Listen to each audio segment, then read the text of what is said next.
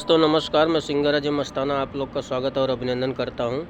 एक गाना गुनगुनाना चाहता हूँ।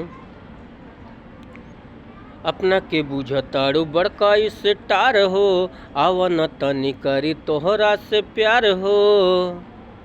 अपना के बुझताड़ू बड़का स्टार हो, आवन तनी करी तोहरा से प्यार हो। पूरा जिला जवार हमसे डरेला, तो सुन शेरों के शेर वो जान मारेला। पूरा रंगदारी भतार करेला, पूरा यूपी बिहार में नाम जपेला।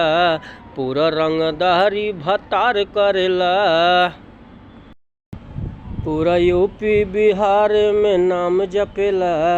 पूरा रंगदारी भतार करेला।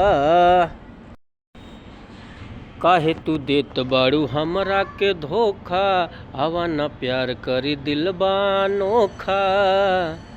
काहे तू देत बाड़ू हमरा के धोखा, आवा न प्यार करी दिलबा अनोखा।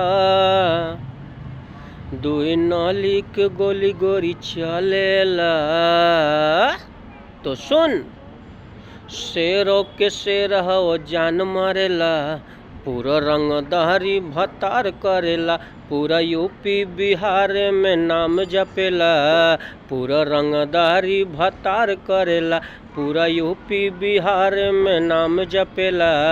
पूरा रंगदारी भतार करेला। दोस्तों नमस्कार, अगर आप लोग को अच्छा लगे शेयर करना, कमेंट करना। अगर ये गाना अच्छा लगे तो ये गाना निकाल देंगे, आप लोग के बीच आएगा अगर प्यार मिलेगा तो। और आप लोग का बहुत बहुत धन्यवाद।